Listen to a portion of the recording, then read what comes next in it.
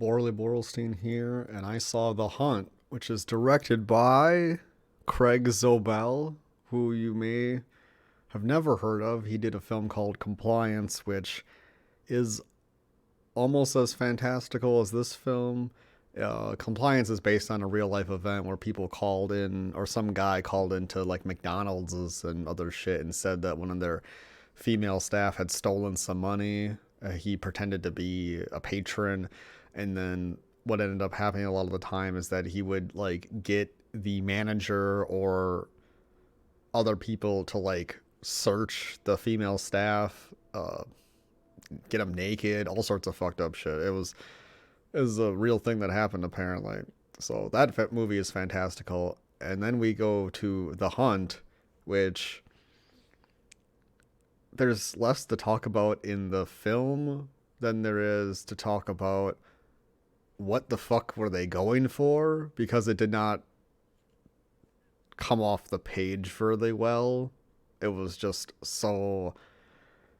I think when I summarize it, it'll make more sense. So we have some chick named Betty Gilpin. I don't know who the fuck this is. She's like C grade Charlize Theron, basically looks like. And then we have Hilary Swank, who the movie, I didn't see the trailer, so in the movie they hide who it is until about an hour into the film, and she's basically the boss character. But in the trailer they show her like for a second, and then I think later on too. And I was like, well, why, if you were gonna hide her in the movie, why didn't you hide her in the trailer? I mean, obviously, when you have your highest name person, at least that I recognize, you probably don't want to hide him in the trailer, unless you have some balls, which this movie really doesn't. It's pretty bad. So the summary is that essentially what happens is that there is a hack among one of these liberal elites, gets his account hacked, and then what happens is that they see one of his text message threads. I mean, he's also like cheating on his wife and all this other shit. But the big thing that outs him is that there's this text chain where he's talking about like killing deplorables in a manner. So apparently before this, there was this like conspiracy that rich people were hunting like normal redneck folk, and then so the liberal elites were joking about that, but then the liberal elites are also communists, because when they're on the plane in the beginning, somebody kills somebody and then calls the other person a comrade. So I don't know if the film is mocking right wing conspiracy people, or if it's mocking liberals. But essentially what happens is that the belief in the conspiracy causes the liberal elite people who got hacked and were related in this text thread, they all have to like step out of their positions because it looks bad for their companies and everything like that. So then this group of like 9 liberal elites get together to kill just a random assortment of these people spreading this conspiracy theory, and they plan to kill them in the same way of the conspiracy theory for poetic justice. As you can tell, the film is already getting fucking stupid, because like, okay, so you have some people who are making you look bad because they think that you're doing a thing that you're not doing. So then to rectify the situation, you're going to then do the thing that they're accusing you of doing and then call them stupid while you're doing it. Who's stupid in this situation? Like, huh? Like, it's really, as you can, right? It's confusing and stupid. It doesn't make any fucking sense. Because, like, I mean, if you really wanted to silence these people, you don't really need to do anything. I mean, nobody's listening to Joe Blow spouting some stupid shit, and like no CEO boardroom is making considerations based on the fucking latest poll thread on 4chan. Like, this shit needs to hit fucking major news cycles, and they don't show any of that. It's really dumb. And there are just constant jabs throughout the film against liberal beliefs, and it seems like they're unwilling to hear or listen. But then in the film, when there are jabs at like conservative beliefs, they're usually, I think, not. They're not. What happened? Like they just seem to go by them. Like it doesn't seem as much of a salient criticism. And for example, so there's these two of the liberal elites are in a gas station and a TV's on, and it's like, oh, the climate change myth has taken another blow, whatever. And the guy's like, oh, and he turns it off. So like, there's a liberal, he's getting contradictory information to what he believes, and he mutes the TV. Okay, so that's in the film. But when we show the right leaning people, this guy's like, oh, these people are crisis actors. They're not real refugees. This is bullshit. And then the film goes on to exonerate the guy and say that, yeah, oh, I am a crisis actor. Those other people aren't crisis actors, but I am. And then the guy goes crazy and he's like, oh my God, the conspiracy's real, you know? So like in a character sense, it exonerates the conservative characters over the liberal ones, even up until the end. But in the overall story sense, they're all fucking stupid, except for maybe the main girl, but she's just written to be a video game character. So the story is fucking stupid. It's essentially is, if I'm going to be as nice as possible to the film and talk about it in a way in the highest intellectual sense, I would have to say that this film is about how conspiracy and madness and confirmation bias lead people to believe things about the world that their beliefs about them cause the world to manifest in that way. Now, the film does it in an incredibly stupid fucking way, so it's hard to really believe in the film's messaging. So, yeah, I think it's like a 2 out of 10 because it's not funny. The action, if you're really into video games, the film will be pretty good because the action scenes are very video game-esque. And the film is almost feels like it's shot like a video game. And well, I'll get into that. So the acting is like hilarious. Every character is just hamming it up so hard. There are a few named actors in the film. Like Emma Roberts is in it. This is the first Emma Roberts movie I've ever seen. And oh, spoiler, she dies in the first like 5 fucking seconds. There's that guy from Sunny with a Chance of Meatballs, Philadelphia, Always Sunny in Philadelphia, whatever the fuck that show is.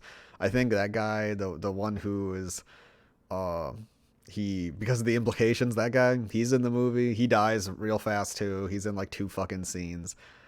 Yeah, it's pretty dumb. There's really nothing else to do other than just talk about the plot of the film because I think the plot of the film is really fucking stupid. But I want to go over it just because it's so funny. So I don't remember exactly when we start. I think we're on an airplane and we have guy from Always Sunny in Philadelphia is pretentiously talking about this kind of champagne or whatever, and then she's like, oh no, it's not that champagne, it's just regular champagne. And he's like, oh, have you ever had caviar? And she's like, no. Yeah, she's just a stewardess in this private plane. She probably could afford caviar if that's her job, but whatever. So we get this early sense that, oh, this is not the good character because he's socially an asshole. But the stewardess, maybe she's a good character. We don't know. And then what happens is a character with like a button shirt or something. I mean, he looks like a stereotypical kind of redneck guy, beer gut, blah, blah, blah. And he's screaming. And they all like are fighting to try to like get him down. And then the one guy's like, oh, I'm a doctor. I just put these towels down. Okay, just lay down. I'm going to put you back to sleep, okay? And the guy kind of gets a little panicky. And he just like stabs him in the neck with a pen. And he starts bleeding. And then he's like freaking out again. And then this mysterious character shows up with the hair. We just see her from the hair. And she grabs a high heel. And she walks up to the guy and just stabs him in the eye. And then they drag his corpse back into the plane, and we see Emma Roberts. So then we wake up in the woods with Emma Roberts, and we see some other lady, and she's fucking playing with a needle in her hair and putting it on a leaf, and it's pointing in some fucking direction. Why? Who fucking knows? It doesn't fucking matter. But the film was trying to show you that, oh, this character's resourceful. She's pretty smart. Emma Roberts, probably gonna die. She doesn't really have many speaking lines. So we'll follow Emma Roberts. She's walking up the little hill, and then there's a box in the middle of a field. Oh, look, it's fucking Hunger Games again. And they take off, they open the crate, and then a pig comes out. And then they pull out, and it's a bunch of weapons. And then they're all like, oh, yeah, here, take this. And they undo all their ball gags so they don't gotta be cock and ball tortured anymore. And then Emma Roberts and this one guy kind of like, oh, he like, hi. They kind of look at each other in a knowing way that the audience is like, oh, those two, they might be together if they don't die. Well, too late. Some shooting starts happening. Everything's going fucking crazy. We're following Emma Roberts, and she's behind the thing with the other guy, and then bam, she gets fucking blown apart. And then the camera swings over to that guy, and then he's like, oh, fuck. And then so we're following that guy, and then there's a lady inside a box, and she's like, oh, we gotta run. And she takes off running, and she falls in a thing, and she's like, oh, help me, I'm dying, help. So the guy's like, oh, I'm hero action, man. I got a fucking big old gun and another gun. I can just shoot my way out of anything. So he goes running across the fucking field, and she's in like a fucking Vietnam fucking spike trap pit where a fucking spike is in her stomach and her leg, and it's just like, what the fuck.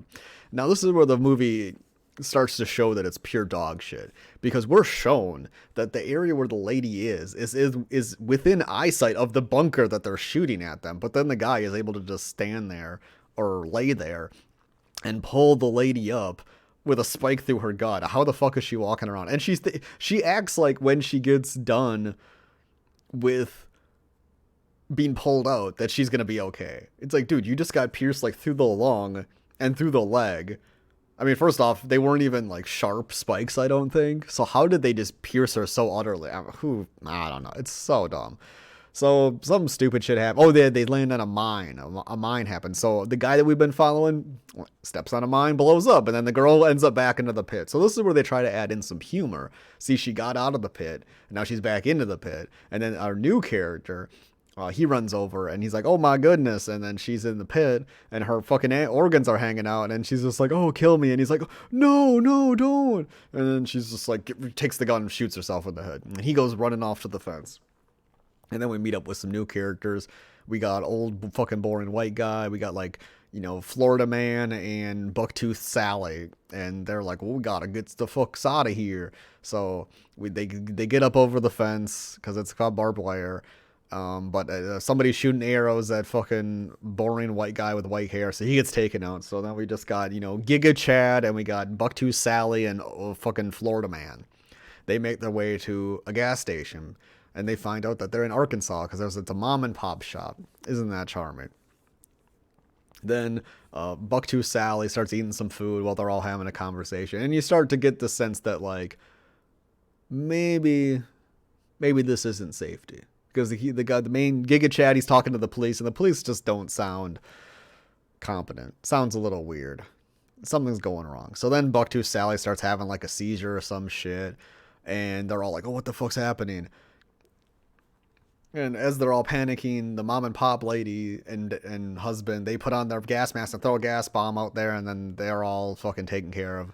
And they like blow them away too and all that shit. So then they take their corpses back to the back of the gas station to clean everything back up, because they just got word that one of the last survivors, main character lady who kind of looks like Ivanka Trump, she's walking over. So they're like, oh, we gotta get back into position. And so this lady's a little more smart, but she's also like a little weird, and I don't understand what that was in the film. There are just some moments in the film that just make no fucking sense in terms of what the fuck was going on, but we'll get there. So Ivanka Trump uses her amazing ability to buy cigarettes to deduce that they're not actually in Arkansas, because in Arkansas, cigarettes cost $6. Why she knows that, I don't know. She's from Mississippi. Are Mississippi and Arkansas next to each other? I don't fucking know. It's just some arbitrary knowledge that our character has to get out of the situation. So she's able to deduce that this is not Arkansas, and the one lady is bullshitting them. So then she smashes grandma's face on the thing and jumps over the table and grabs the gun and blows them away and kills them all. And sure as shit, the cigarettes are all fucking empty.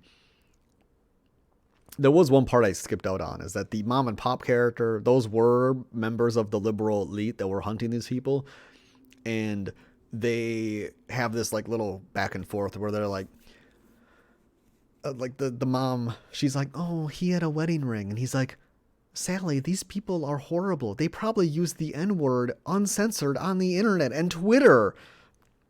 And then the guy's like, he's like, those people. He's like, black people. She's like, black people. And he's like, it's okay to use black people now. African American isn't the right term. And then she's like, where did you learn that? And he's like, NPR. And then she's like, and who's on NPR? He's like, mostly white people. So like the film seems like it takes more honest jabs at like liberals, and then when it takes jabs at like conservatives, it like exonerates them, actually, as you'll see coming up. So main character girl Ivanka Trump, and then new fat guy with beer gut who's a conservative guy, they team up together and they're going on the railroad tracks, and Ivanka Trump is so in tune with the environment, she's feeling the railroad tracks.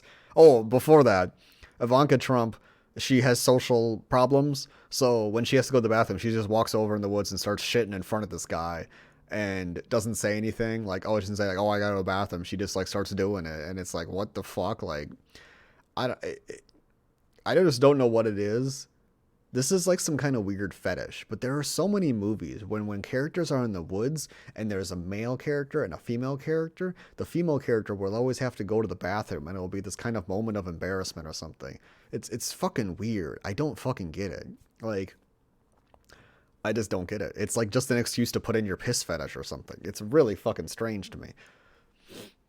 So anyway, they get on the train, and then there's some immigrants, but they're not like South American immigrants. They're like from India or something. They're different. They're not from South America. You know, they were speaking like Indian or something, or maybe they might be Middle Eastern. I'm not exactly sure, and I apologize, but they definitely weren't from fucking South America, unless they like had, you know, one of the 0.01% of these people that are down there. But the one like dumb racist redneck guy is like, oh, these are crisis actors. This is bullshit. And it turns out that one of the characters of the immigrants actually is a crisis actor, and he reveals that to them. And then so the fat redneck guy gets really mad, and he grabs a grenade and shoves it down the crisis actor's pants, and the crisis actor blows up. And then and that's it. This moment in the film, I think, is important because it really could have showed the level of privilege that they had relative to other people by being white, but the film just completely is unaware of its own like circumstances. So you have immigrants on a train, you have some white people on a train. Guess what? They're not in fucking Arkansas. They're like in Croatia or some shit. So what happens is when they get off the train, the immigrant characters are like all getting roughed up by the military. But the white people, they're just like looking around, the two white people, and they're like, oh, we can just walk around. They don't even care about us. Like, they do care. They're not going to let them leave, but they don't rough them up or nothing. They're looking to extort them via money or something like that. But that's a lot better than getting beat up and just putting into a cell. So it's pretty strange. But the film doesn't do anything with that. The film doesn't even seem like they were aware of the circumstance that they created right there to kind of have like, oh, hey, like we're getting some privilege here just because we're white, and the people in this country are white, and they recognize us and they think that we're reasonable, whereas the other people, those people are not white, and our military is white, so they're gonna rough them up. Like, they didn't even seem like the film didn't even seem like it was fucking aware of it. So the film's fucking stupid in that regard. So some stupid shit happens, who cares? And then now we go to the first video game stage of the film. So the film is structured in a way where it seems like it's going from like story section, video game action section. This section feels like it is literally just all QuickTime events from a video game. Like, I honestly expected to see QTE prompts on the screen, like hit X to grab the pipe and swing into his face. Oh no, the pipe broke. Grab the pipe. Like, it really, and how it's shot, it looks like video game animations. Like, the characters look like they're doing fake wrestling. Like, they will grab each other and then like move into obvious positions for the next action part in the little sequence to work. It's really bizarre. So what happens is they like they throw a pig down into the bunker. We find out a little bit about the liberal elite, but it's fucking there's nothing there. It is just razor thin storytelling. So then what happens is Ivanka Trump just basically goes down there and kills them all. There's this one girl who has an arrow in her stomach, and the hillbilly man is like, "Oh no, you can't kill her. She's a girl." And then Ivanka Trump's like, "Do you care? Do you think that because you're a woman you deserve mercy?" And then she's like, "No." And then Ivanka Trump shoots her in the head. So like there's these like, liberal elite with these ideals, and then they like die for them. That's like another kind of theme. It's a little strange. It doesn't really. I don't. It's a theme. I don't think they really meant anything in the film because it didn't really tie in to any kind of messaging. And I don't know. And the closest thing till I got to their ideals is like maybe they were communists, but CEOs are not communists. They're never going to be communists. And nobody who has communist sympathies is ever going to probably be able to get to the position of being a CEO because of the nature of the work that you have to do to get there is rather dehumanizing. So, yeah, I don't know.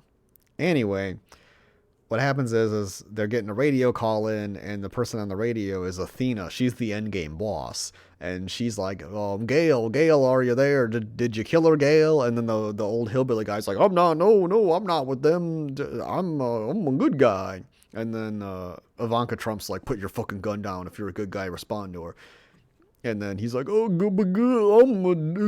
so dumb. I don't know what to do." So he tries to shoot her, and Ivanka Trump blows him away. And then she goes and talks to some military guy, and he tells her where the final boss is. You got to go through the woods, blah, blah, blah, blah, blah. So then she goes to the final boss's house, and she puts her gun in the mailbox and walks into the house, and it's fucking, it's Hilary Swank. Hilary Swank is the final boss. She's making a grilled cheese, and they're having this little conversation, and you get some flashbacks too, because the film realized that like they had to really pad the running time. So there's a few sections in the movie where it's just like, oh, this is here to like make the film longer arbitrarily. So what happens is we get to see that part in the beginning that I explained about like the CEOs getting hacked and everything. That's basically what the flashbacks were to explain the story. So that comes in right before the final action sequence, essentially. And you don't really like, for some reason. So Hilary Swank's character really wanted to kill Ivanka Trump because Ivanka Trump supposedly said that Hilary Swank was killing people, and that was just enough to set her off. And then twist, it turns out that Ivanka Trump didn't actually say those things, and maybe it's her sister or somebody else that has the same last name. So there's this kind of like the liberal elite have something that they wanted to believe in that is wrong, but they're not willing to unbelieve it, essentially. So both sides are engaging in this belief of something that may be wrong, but they're not willing to, deconfirm their bias, essentially. So then they have this big fucking battle, and it's rather silly. Both characters behave in ways that are fucking stupid. Hilary Swank could have killed her at any fucking moment. They end up on the floor together, and then Ivanka Trump asks her some stupid question. She's like, "Why'd you call me Snowball?" And this is where I have to bring up the dumb fucking story. This story felt like this story is just to like, the writer was jacking off when he came up with this story. Okay? This like story within the movie. So back when they were waiting for the train or some stupid shit, or there was a car, I don't fucking remember. Who cares? I just saw the movie, but Ivanka Trump tells fat conservative guy that basically she tells the story of the tortoise and the hare, but in this version of the story, the hare goes to the turtle's house and kills all the turtle's family and then eats their dinner. And then that's it. And then the guy's like, "Your mom told you that story?" And it's fucking stupid. So, oh yeah, the other fucking stupid part of the movie before we go to the final moment is Ivanka Trump is talking to ex National Guard man to figure out where the final boss is. And then she's just like, yeah, cause like that's what she does. She just like she behaves in a like I don't know what the fuck she was trying to convey there. She's just like, oh, I'm really, and goes wide eyed and does some shit. Like they were gonna. I felt like they had set it up for a flashback to happen that never came, and she does it twice in the conversation. I'm like, what the fuck is like. What the fuck did that mean? What the fuck was going on there? Why'd she do that eye thing? Like what? I don't know. It felt like something a Zoomer would write in as like a lay epic joke that like Zoomers only get because I don't fucking get it. I don't know. Fuck. If you're 29 and over, you won't get the fucking movie, I guess. So then we get to the fucking stupid final moment where the film like ties all of its plot threads, not plot threads, but like themes up in a bow. And boy, this is a fucking shit covered bow. So Ivanka Trump asks Hilary Swank, why'd you call me Snowball? And then she's like, it's a character from George Orwell's book Animal Farm. And Ivanka Trump's like, but snowballs and not. Now, mind you, Ivanka Trump has been stabbed in the shoulder, has been stabbed with a thermometer, and has been stabbed in the gut, and then pushed deeply into the gut. But she's A-okay. So she's like, but why did you call me Snowball? Snowball's an idealist that the other characters got to make lies up about. And then she's like, I think yo Snowball. And Hilary Swank's like, you read Animal Farm? As if she's saying like that Hilary Swank didn't read Animal Farm and she just like was referencing it without knowing it. That's the sense that you get. You don't find that out directly. And then Hilary Swank's like, can I ask you a question? And she asks her, are you the real person or did I get the wrong one? And she's like, nope, you got the wrong one. She's like, oh, darns. And then she just dies and it's really stupid. And then fucking Ivanka Trump's laying there on the floor dying. And what happens is a fucking rabbit hops into the house.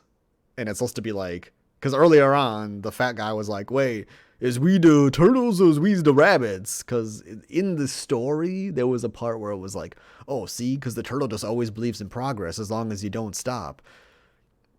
And then what happens is that, oh, Ivanka Trump is the rabbit, because then she gets up and she eats the grilled cheese.